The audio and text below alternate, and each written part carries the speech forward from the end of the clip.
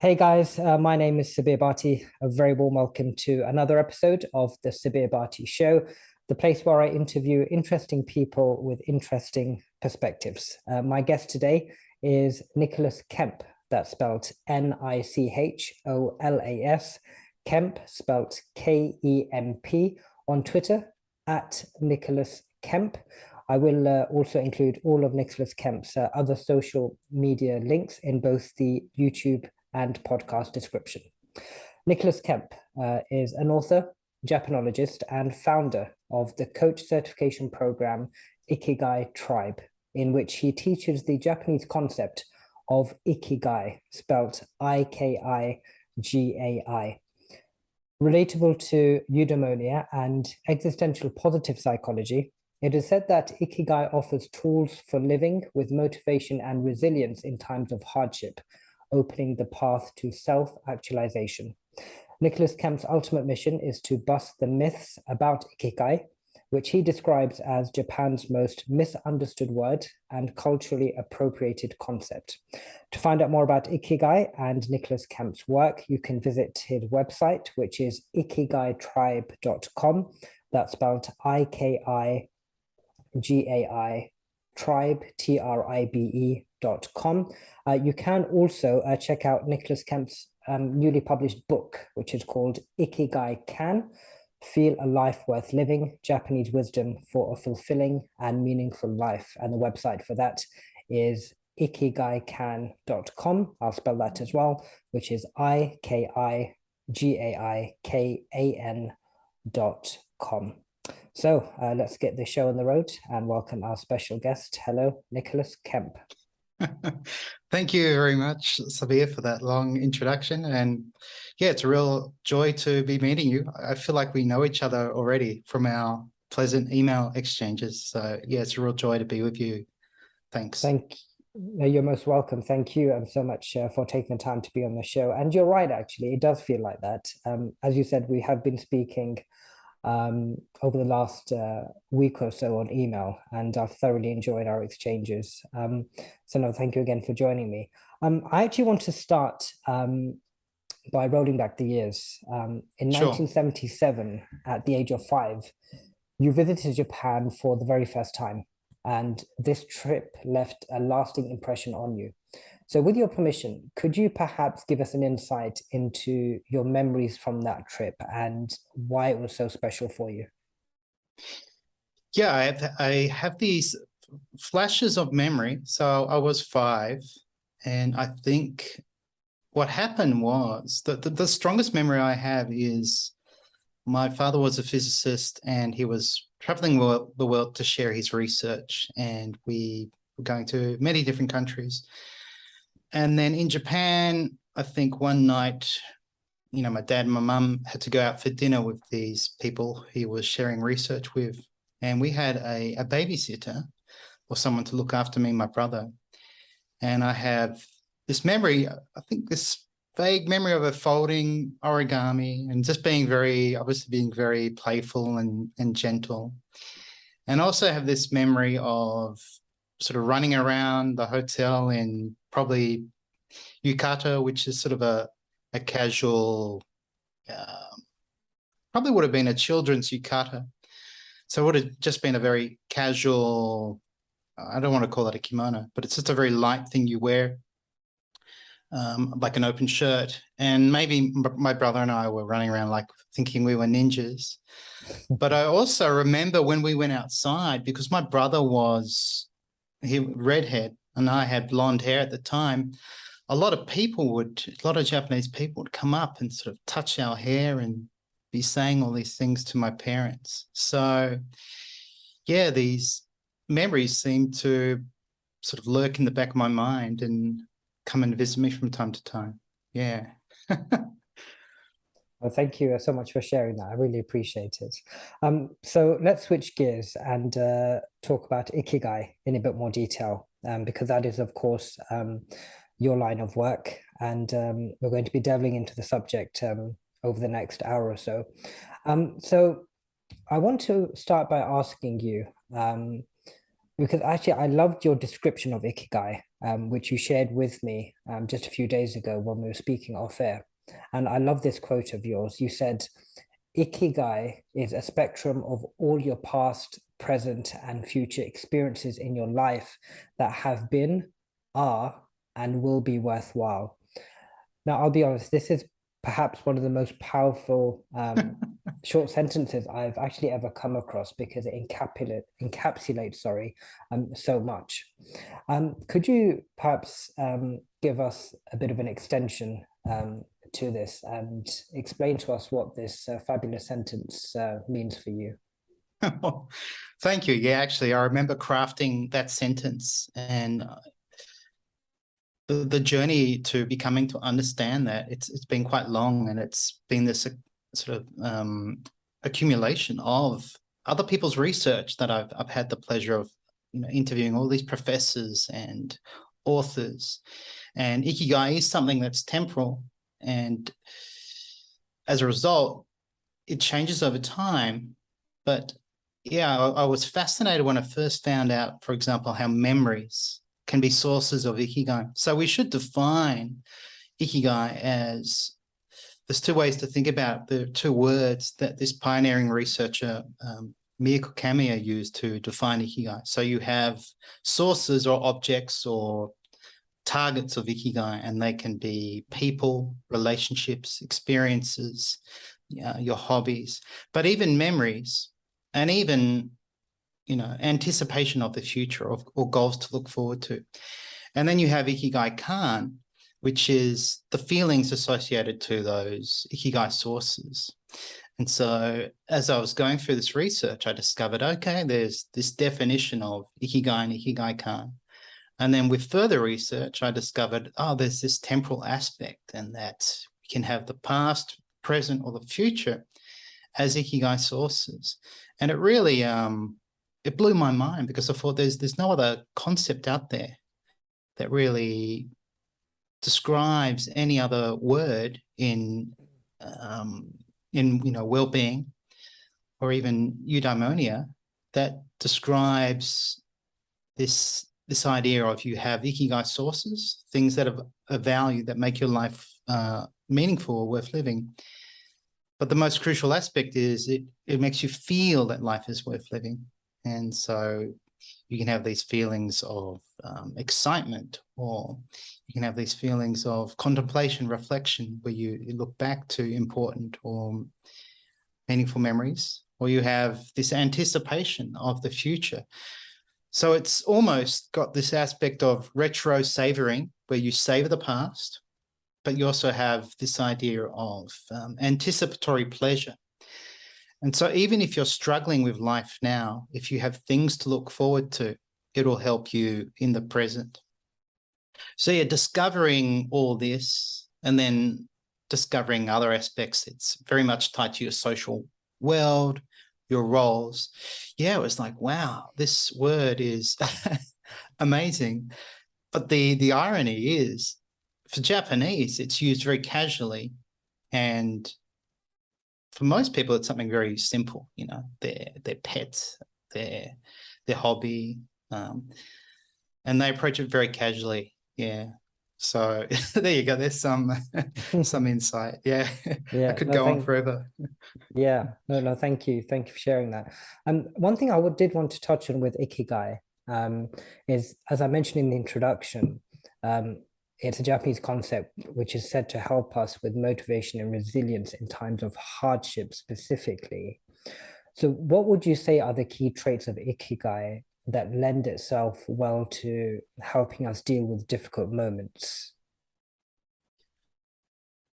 Great question. So we can touch on the research again of Mieko Kamiya, who identified, the backstory of her is she actually interviewed lepers. So from about the 1940s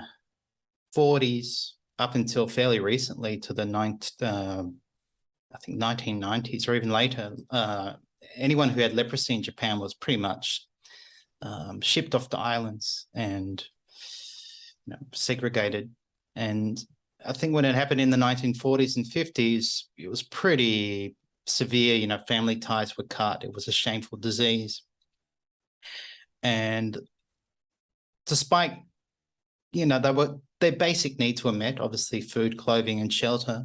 But they had this obviously debilitating disease, often disfiguring, and some had no fingers.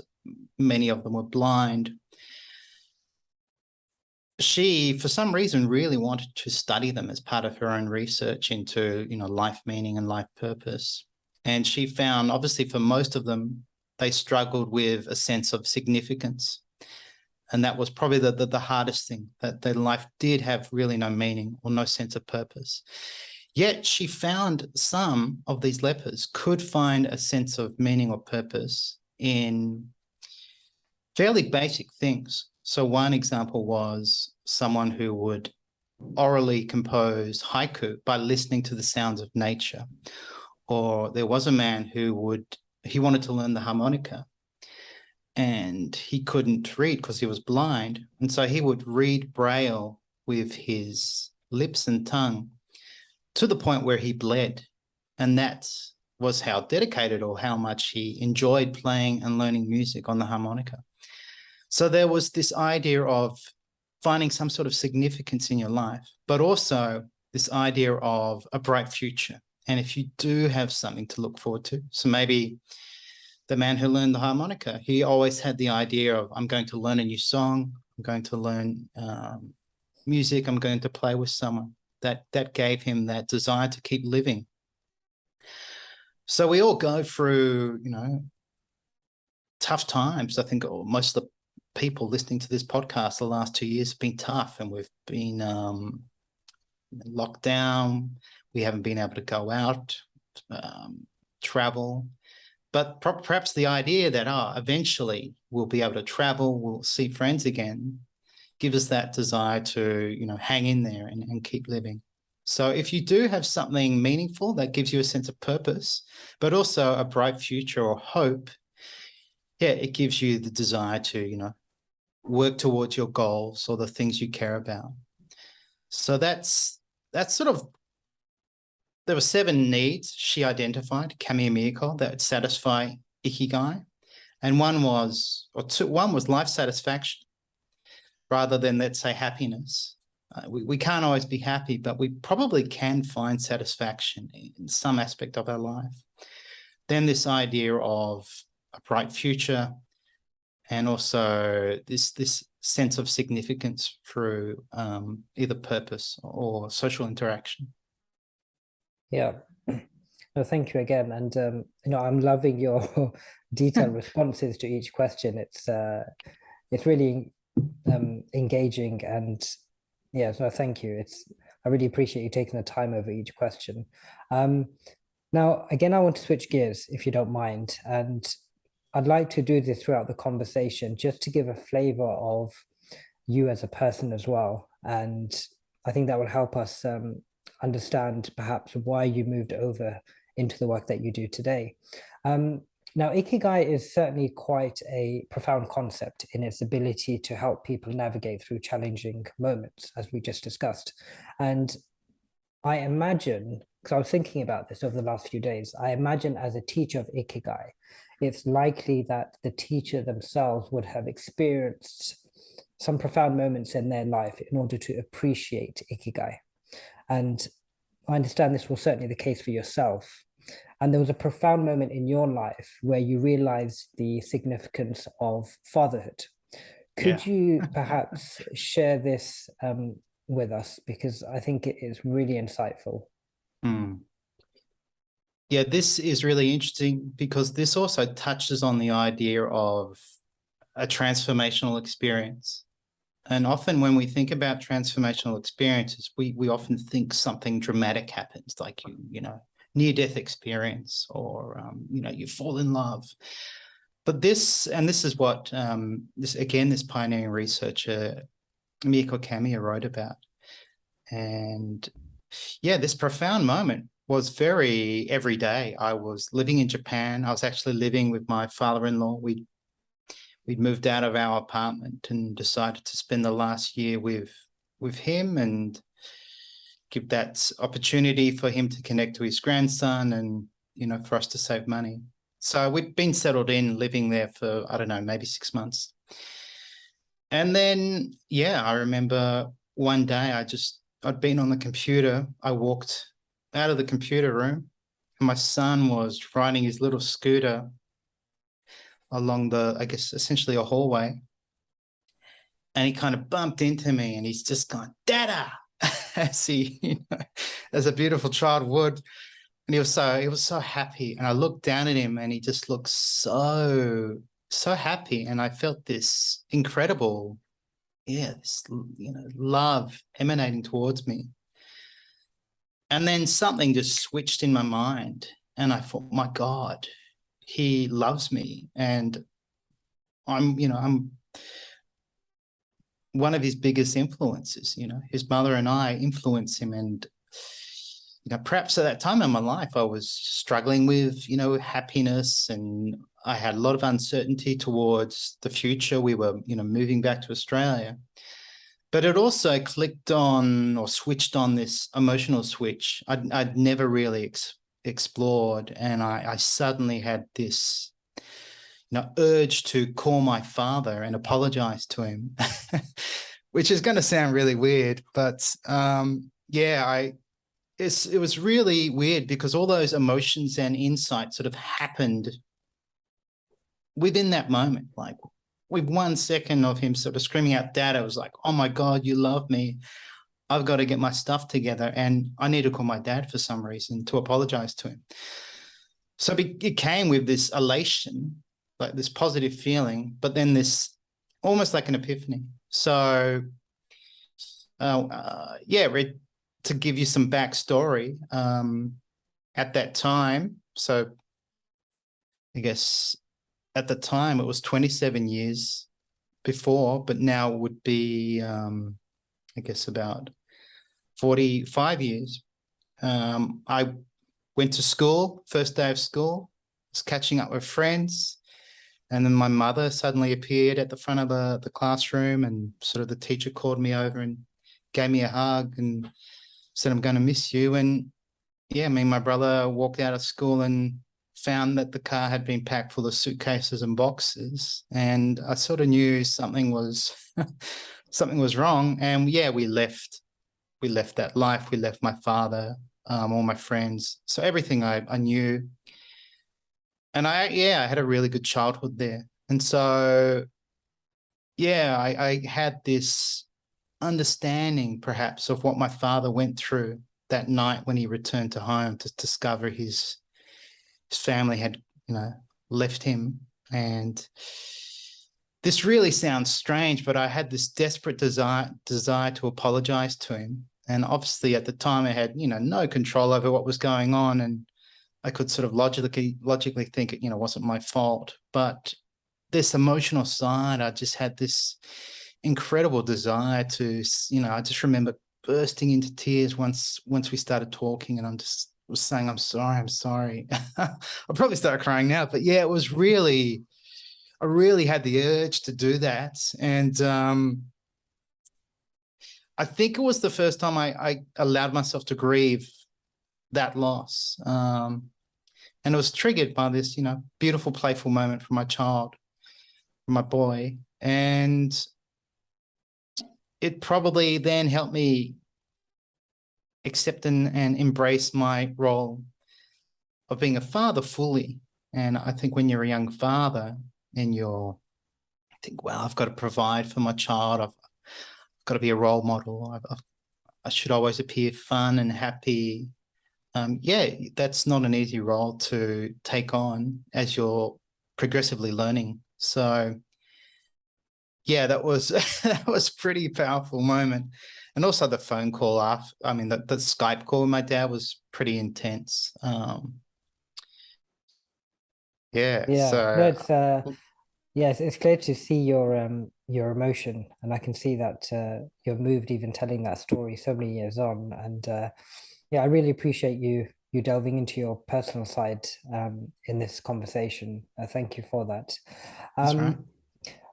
Now, I want to again come back to Ikigai. And as I mentioned in the introduction, your mission is to dispel the myths associated with Ikigai. Now, one of these myths that I came across, and I'd love for you to expand on this, was that Ikigai is not a Venn diagram. And you've also mentioned this in one of your fantastic articles online as well.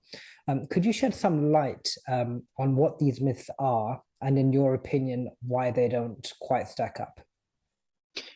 Sure. So we'll start with a Venn diagram. Yeah. So there is a Venn diagram online, and if you Google Ikigai, and you'll probably see it, but if you also click on images, you'll see probably thousands of different variations of this four-circle Venn diagram that asks, are you doing something that you love, that you're good at, that the world needs, and that you can be paid for? So each question's in a circle, they all interlock. And in the center is, you'll find Ikigai. And so this Venn diagram, it's inspiring and it's quite helpful, but originally it was actually called the purpose Venn diagram. And there's actually a complicated past to this Venn diagram, and it's quite hard to really, without any doubt, say who created it. It seems to be this collective knowledge of people all playing with the Venn diagram. But the one that was merged with Ikigai was called Proposito by a Spanish astrologer called Andres Suzunaga. And I actually interviewed him, and he sort of said, at the time I was meditating, and I used to wake up to insights, and one of them was this idea of purpose, and he said he was inspired by natal charts to design this Venn diagram of purpose. And then there's actually images of it as the purpose Venn diagram online. So if you actually Googled purpose Venn diagram, you'd see the same Venn diagram with purpose in the middle.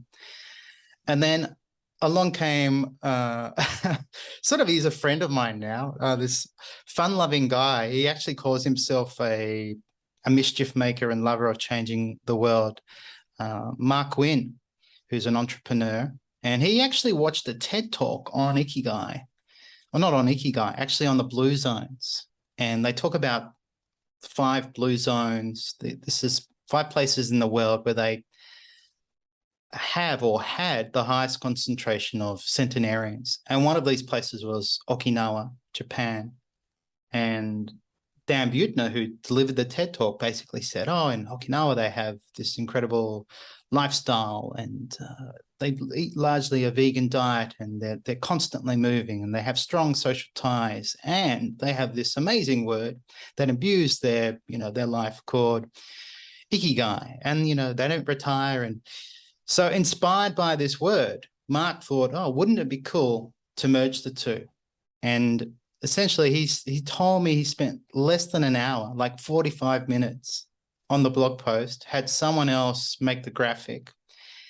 And I think it took a while, but about 6 months later or a year later, it then went viral, and it's been copied and shared thousands of times. So it's really strange. It didn't go super viral as the purpose Venn diagram, but because this sort of mysterious word was added to it, it went viral. And I guess the problem is people associate Ikigai to work, and that it's something you get paid to do. And when I've shown the Venn diagram to my friends, usually the first thing they say is, oh, no, Ikigai is not something you get paid to do. So Ikigai is the spectrum of all things about your life, and that can include work, meaningful work, which is actually, we might call that hatarakigai, that the verb for work is hataraku, so something that's work that's worth doing, or maybe work motivation would be hatarakigai. Yeah, so that's how the Venn diagram came about. And I know every day people are sharing it on social media, and they find it, really inspiring. And so did I. I remember first seeing it and thought, wow, that's inspiring. But then I thought, hang on, Japanese would never define a word like this. So I kind of knew it was strange. And I remember actually also the way I was introduced to the word was also very casually. Someone just sort of casually asked me, what's your Ikigai, Nick, in Japan on a lunch break? So that's one. And then because of the Okinawa association with the Dan Buettner TED Talk, a lot of people think the word's from Okinawa, and they also associate the word to longevity, which Japanese generally don't do. We could say it's correlation maybe for the centenarians in Okinawa that, yeah, they have a strong sense of Ikigai. But none of the researchers or none of the friends I've spoken to have ever openly or said anything about Ikigai being something to do with longevity. Right. And there's also one more, which is this idea that you never retire. So, and I can tell you Japanese do retire. And for many Japanese, they explore Ikigai after they retire. So it's all these romantic images or ideas or romanticizations, I call them, of the concept that we kind of fall for. And yeah, as we've sort of touched on, it's more relatable to intrinsic motivation or positive psychology or existential positive psychology. Yeah. Sure. No, thank you again for sharing that. And I actually quickly want to mention to everyone who's watching and listening, Nicholas Kemp wrote a wonderful article online, one of his many great articles to do with what we just spoke about in this question. And the title is Ikigai is Not a Venn Diagram. If you search for that along with Nicholas Kemp's full name, you should find that article on medium.com. And if you don't mind, Nick, I can also include that link if you wish in the show description as well, just to give people a flavor of your work, your written work online as well. Would that be okay? Awesome. That'd be great. Actually, the first article I wrote on that was another one was called Ikigai Misunderstood, and it's right. very similar. Okay. But yeah, I put it on Medium fairly recently, so I've jumped on Medium like many other people. Yeah, perfect. So I'll definitely include that link for everyone who's watching and listening in the show notes on the YouTube and podcast description. Right. So Nick, I want to come back to an earlier conversation that, again, we were having off air a few days ago. And you were kind enough to share that you are someone who sees life as an opportunity to learn and contribute. And I believe there is one particular Japanese word that resonates with you in this regard. And I'm going to completely screw this pronunciation up, but I'm going to try. And that word being Shimei-Kan. Spelled Shimei-Kan.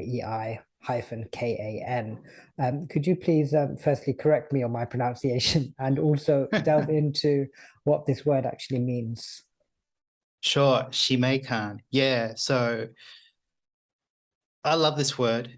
So Shimei means purpose. You generally translate Shimei as purpose. And then Kan means feeling. And we've touched on Kan already with this idea of Ikigai-Kan. So Ikigai-Kan would be feeling.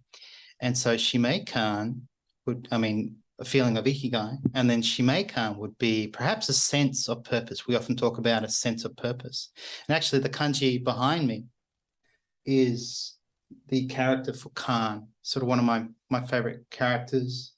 It's a little bit complicated to explain, but the bottom part represents shin or kokoro, which is this idea Japanese have that both your mind and your heart and your spirit really are sort of one concept. So we might often say, you think of your mind, feel with your heart. And Japanese do say that, but often they also say you can't have one without the other. So yeah, Kan is really crucial to all these aspects and other words relatable to Ikigai. But what's fascinating about Shimei-Kan is the breakup of the word. And so there are usually two readings of Japanese characters. There's onyomi and kunyomi. And I think onyomi is Chinese and kunyomi is the Japanese reading. and Japanese use both depending on how the kanji is used. So the word, or the part of the word Shimei-Kan, so she is also used for the verb to use, scowl, so to use, and then mei can be read as inochi, which means life. So we have use life, and then add kan, a sense of using your life.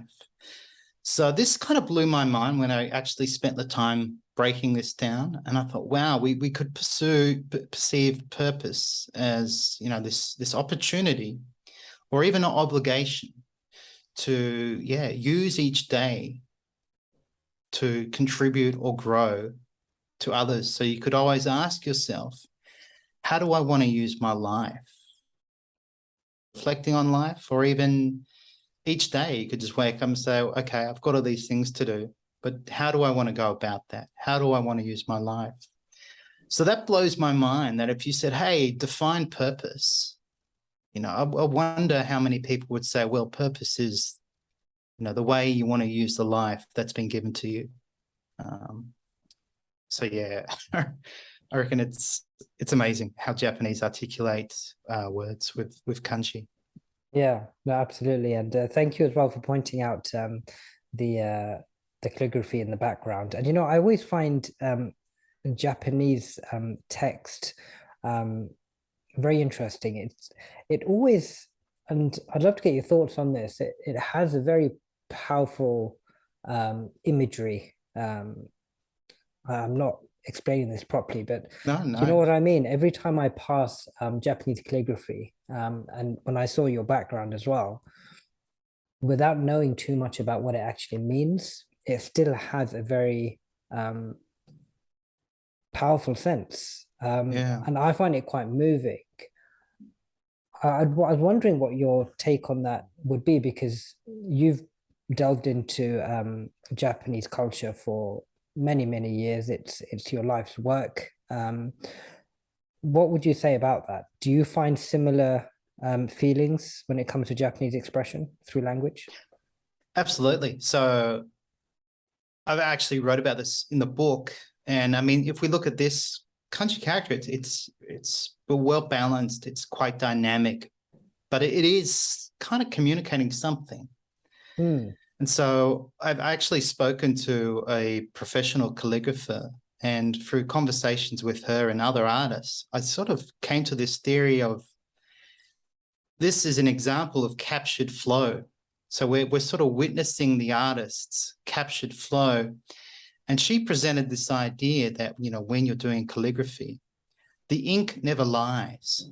And so someone who's maybe knowledgeable about calligraphy or teaches calligraphy, they could probably tell when, their students overthought the process, or they've been hesitant. And they can probably also identify someone who's been in a really good state of flow, and they've done these beautiful dynamic brushstrokes, with both concentration and ease.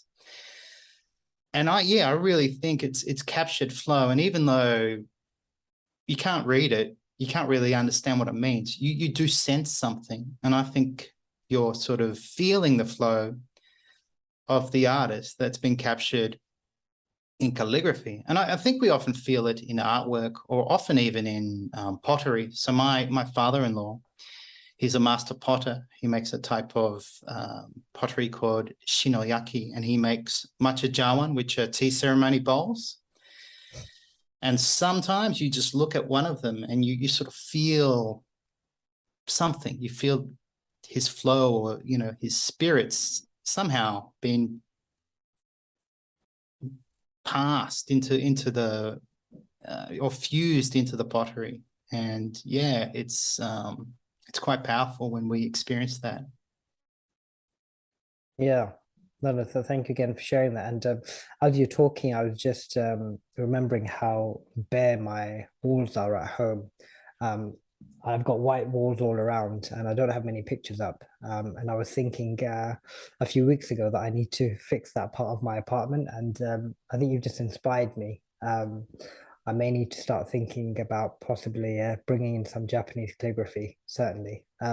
Maybe I can drop you an email Yeah, at some do I can point. refer you to So you can someone, give me actually, some, advice. someone in the UK I know, so Oh, I can really? definitely, Oh, Japanese perfect. calligrapher. Awesome. So Sounds good. I look forward to that. Now, you actually set me up perfectly for my next question, because I wanted to ask you about your book, and you did touch on your book a few moments ago. So let's go right from the beginning. So it's newly published, I believe, and it's called Ikigai Kan. For everyone who's watching and listening, just a quick reminder of the spelling. That's Ikigai-Kan. Feel a life worth living, Japanese wisdom for a fulfilling and meaningful life.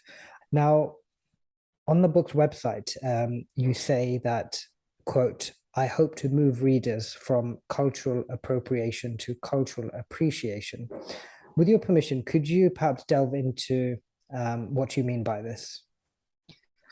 sure, I'm assuming most people who buy my book would probably know of the Venn diagram, and probably might know of these romantic ideas of, oh, it's a word from Okinawa, or it's the secret to longevity.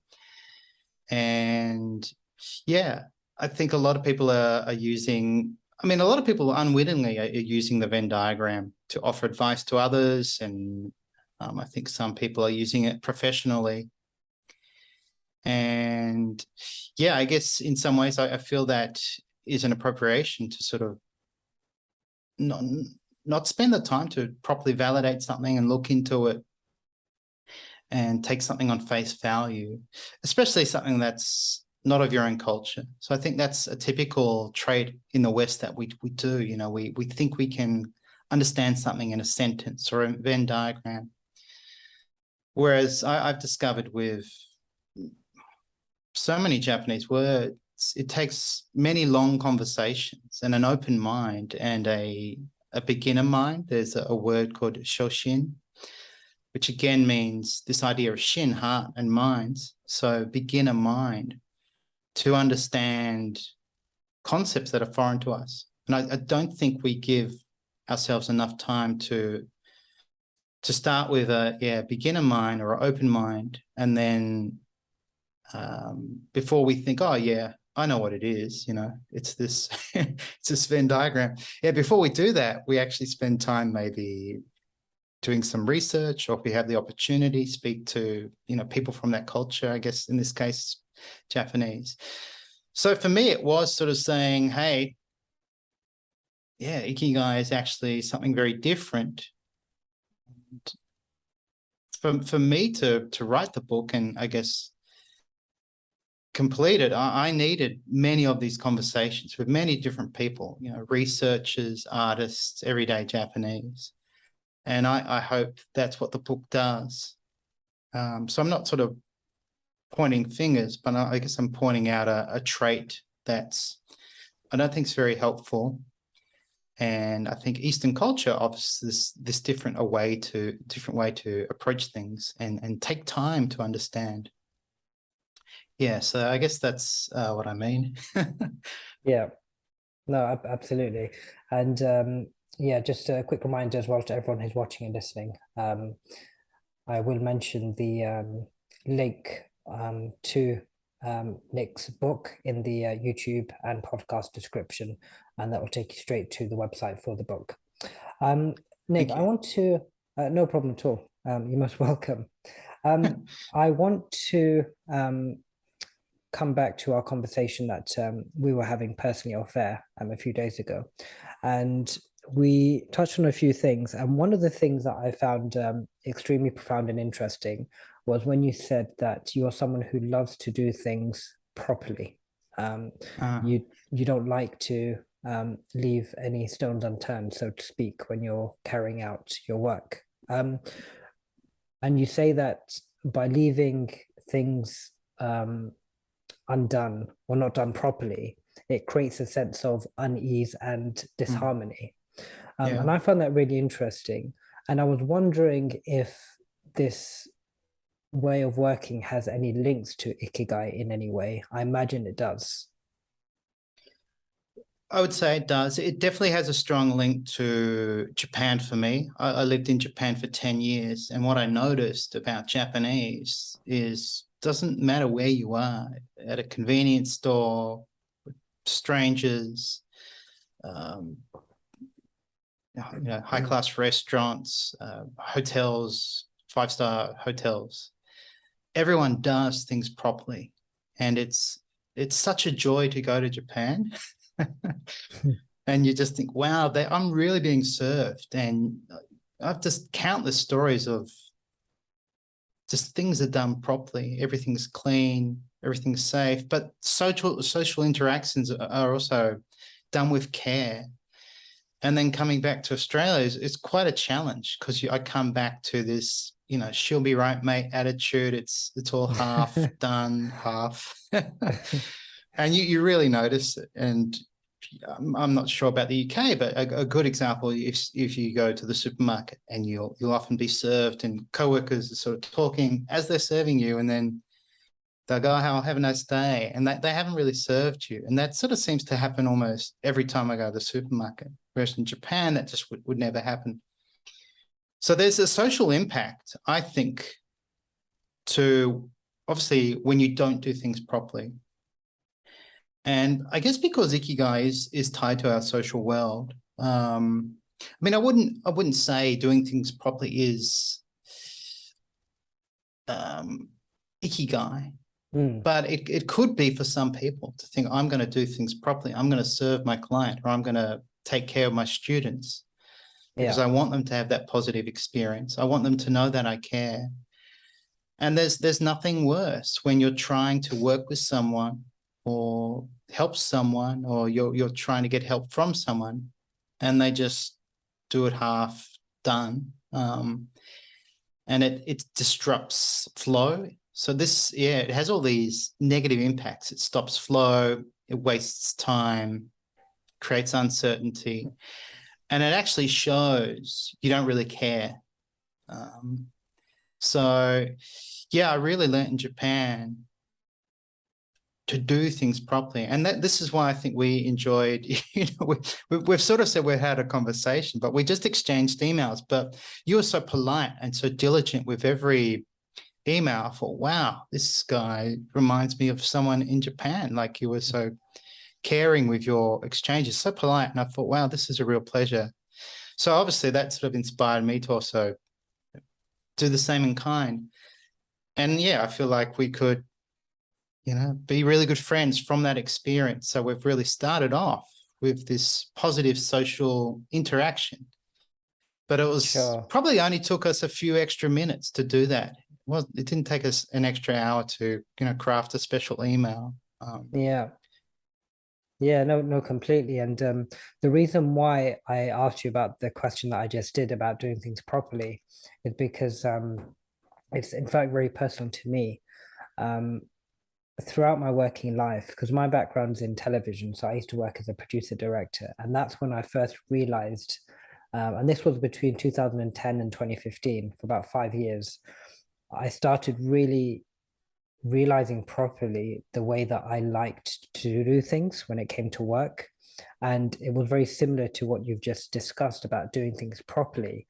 I used to get really agitated with myself inside if I wasn't doing things properly. Because what I found was the environments in which I've worked throughout my life haven't necessarily adhered to that type of work ethic, where you try to do everything you possibly can to make the end product of your, or the end goal of your project, to look as fabulous as possible.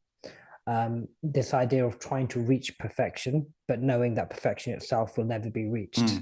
Always trying to flirt with that level of perfection, if you like. And this is a concept that I've been thinking about a great deal over the last couple of years even.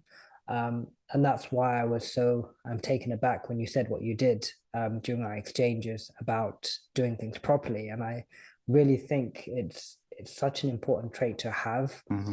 As you said, not just in the workplace, but in everyday life. Because as you said, if you practice that, then naturally it will have a knock-on effect on everyone else. So I guess what I wanted to say from the bottom of my heart, thank you for sharing that when we had the exchanges, because it really lit something up inside of me. Mm. So I do really appreciate that, and it's great that we connected on so many levels. So thank you for Mm. that. Um, Actually, before I just we, want to add yeah, to go on. that Of course, yeah, something really important. I just sort of reminded myself of was yeah, something I actually learned on a YouTube video from a Zen priest. sure, He actually calls himself Great Fool, fool as in foolish.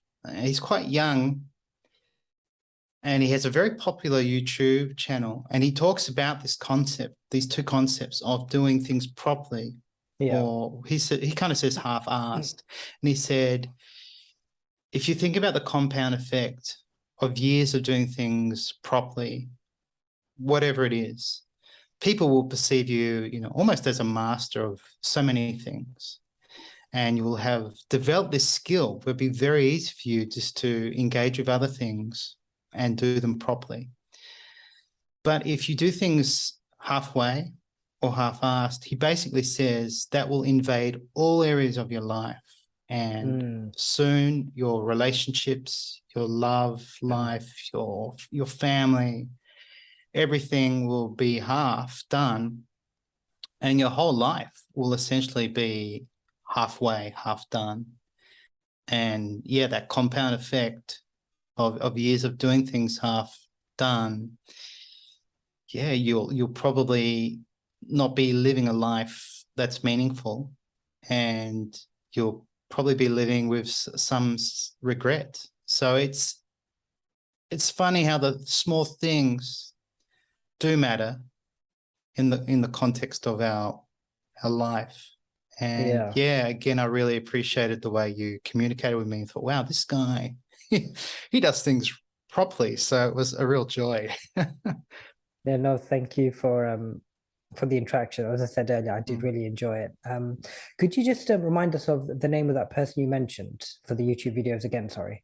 Grateful. I think his name is, I'll have to look up Tai Shaw. I might send it to No you worries. actually, if Yeah, that's if okay. you Yeah. could, yeah, in your own time, after we finish, I by mean, all it's means. it's all in Japanese. I will mention that, but Oh, I see. there are Okay. subtitles or captions on some of his videos. Mm. Perfect. Yeah, so if we did manage to find that, I can always include it in the show notes for your episode, for this episode. So yeah, that would be awesome. And I'll be really intrigued as well. Well, I am intrigued to have a listen myself. So that would be awesome. Nick, before we wrap up today's show, I just wanted to ask if there were any questions that I perhaps missed out that you would really like to touch on, or if there were aspects of Ikigai that I haven't asked through my questions, and anything else that you want to mention, please feel free to do so.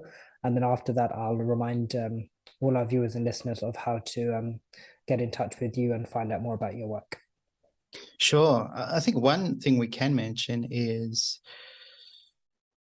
Ikigai can be something very small. And well, I guess one of the misconceptions is it's your one life purpose, or it has to be something big. And we do have this attitude, almost like an all or nothing attitude sometimes to life. If it's not big enough, well, why bother?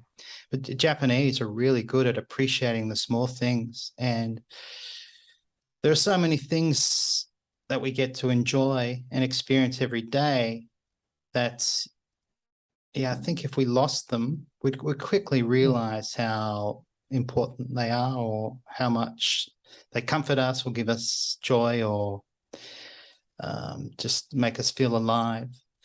So you can certainly find Ikigai in the small things, whether it's your favorite music, taking a walk, um, some sort of social engagement, a hug with someone. So that's something I would say. Try to find it in the small. You don't have to be solving your life purpose and working out your life purpose with Ikigai. And it is this spectrum. So I think if you start to appreciate what you already have, you'll soon discover you have many Ikigai sources, and then you can really reflect on how they make you feel. But I think the strongest source of Ikigai is often relationships. And one thing I recommend people to do is call an old friend that you haven't spoken to for months or years, and yeah, just have that having a conversation with an old friend just can be life-changing. You never know what happens, what can happen from it. Yeah. No, thank I you guess that's so much. Sorry, yeah, my I didn't pleasure. mean to stop you. Sorry, do carry on. Yeah, and yeah, just that emphasis on it's very much attached to your social world.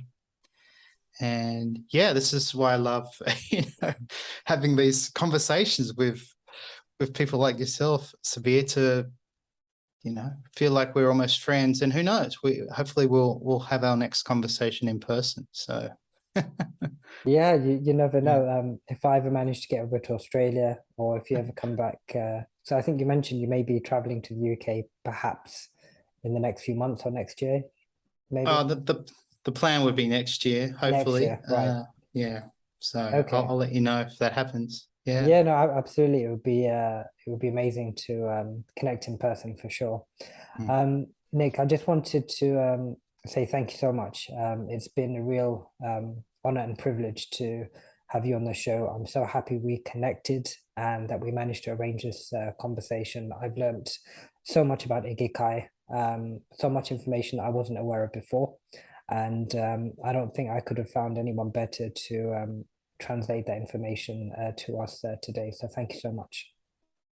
Well, thank you for the opportunity and for those kind words and feedback. And it is a real joy to share this with people. And yeah, you've been a very kind and gracious host, and I probably call you a friend. So it's good to know you, Sabir. Thank you so much. No, the pleasure's all mine. Thank you once again, Nick. It's been an absolute pleasure. For everyone who is watching and listening, just a quick reminder of how you can follow Nicholas Kemp's work. It's a reminder of spelling of his name. So it's Nicholas, and the second name Kemp, Kemp. You can find him on Twitter using the handle at Nicholas Kemp, and his main website, which is, of course, ikigaitribe.com. That's spelled IKIGAI, tribe, TRIBE.com. And as we spoke a few minutes ago, Nicholas Kemp's new book, which is called Ikigai-Kan, Feel a Life Worth Living, Japanese Wisdom for a Fulfilling and Meaningful Life. And the website for that book is ikigaikan.com. I will also include all of Nicholas Kemp's other social media links in both the YouTube and the podcast description. So please do go check them out there. So for everyone who's watching and listening, thank you so much for tuning in to this special episode of the Sabir Bhatti Show. I hope you enjoyed it as much as I have. Until next time, do take care of yourself. Have a blessed day. Bye-bye.